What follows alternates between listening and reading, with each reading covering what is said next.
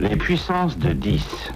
Un film qui traite des dimensions relatives dans l'univers et de l'effet causé par l'adjonction d'un zéro.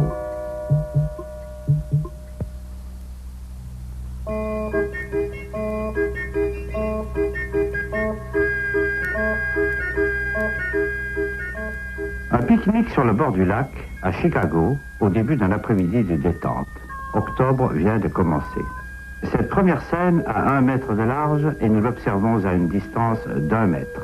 Maintenant, toutes les 10 secondes, nous multiplions par 10 la distance d'observation et notre champ de vision est aussi 10 fois plus large.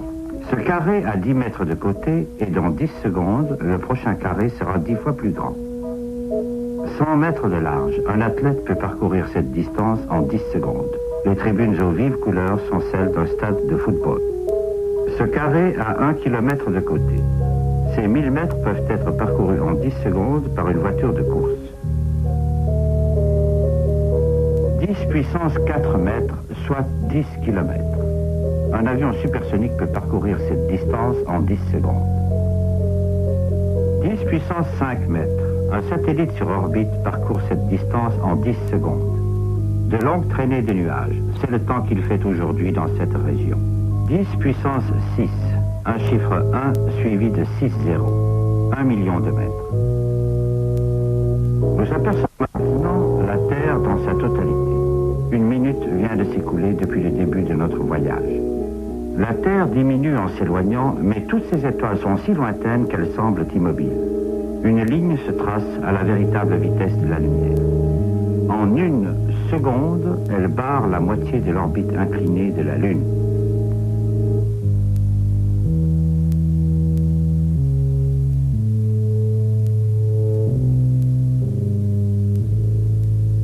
Maintenant, nous traçons une petite partie de l'orbite de la Terre autour du Soleil. Voici les orbites des planètes voisines, Vénus et Mars, puis celle de Mercure. Le centre brillant de notre système solaire pénètre dans notre champ de vision. Le Soleil, suivi par les grandes planètes extérieures en rotation sur leurs immenses orbites. Cette orbite spéciale est celle de Pluton. Une bordure de 9 millions de comètes, trop éloignées pour être vues, complète le système solaire.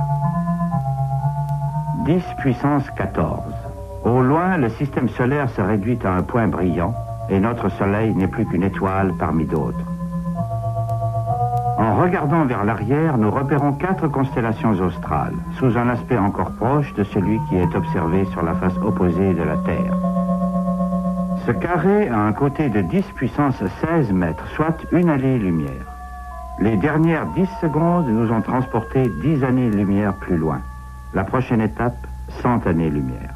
Maintenant, notre perspective se modifie si rapidement que même les étoiles les plus éloignées vont sembler converger.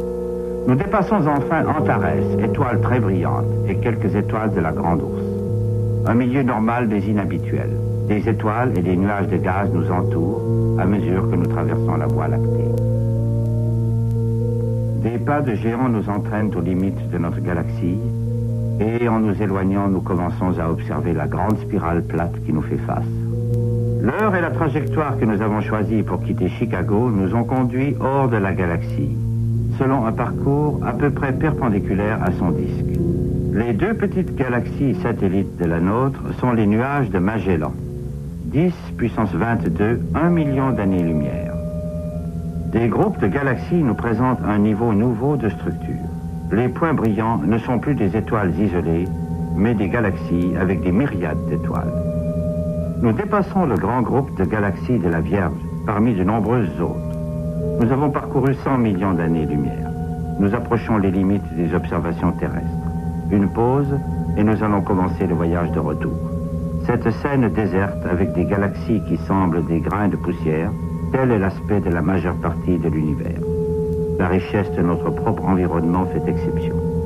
Le retour jusqu'au pique-nique sur le bord du lac sera accéléré. La distance par rapport à la Terre sera réduite de 10 fois toutes les 2 secondes. Dans chaque intervalle de 2 secondes, nous parcourrons 90% de la distance qui nous sépare de la Terre. Remarquons l'alternance de grande activité et d'inaction relative, selon un rythme qui se poursuivra jusqu'à notre prochain objectif, un proton dans le noyau d'un atome de carbone, sous la peau de la main du pique-niqueur endormi.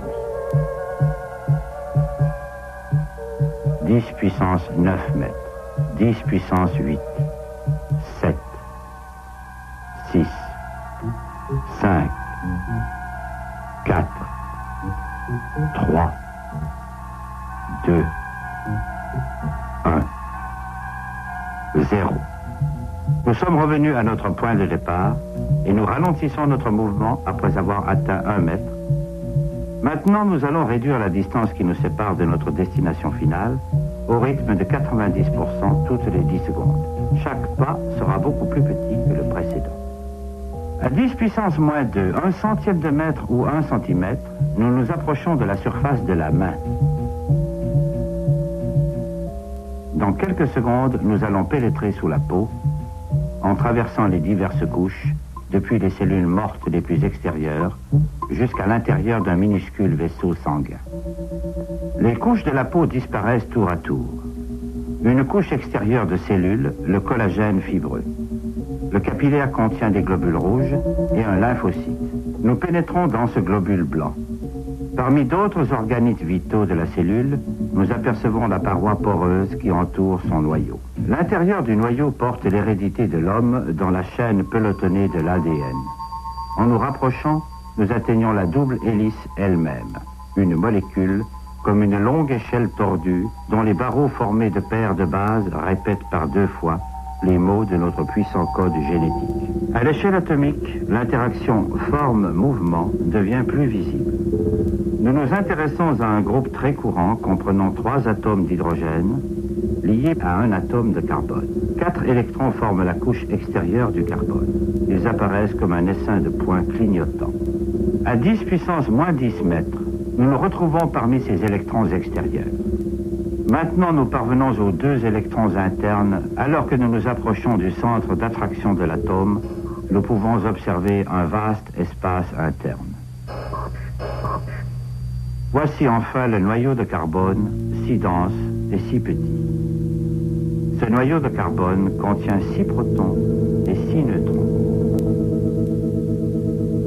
Nous sommes maintenant dans le domaine des entités universelles. Il y a des protons et des neutrons dans tout noyau, des électrons dans tout atome, des atomes liés dans toute molécule, et cela jusqu'à la galaxie la plus éloignée.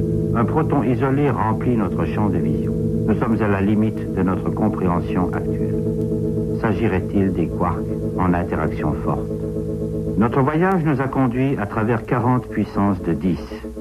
Si notre champ actuel représente une unité, lorsque nous observions simultanément de nombreux amas de galaxies, nous étions à 10 puissance 40. Un chiffre 1 suivi de 40 zéros.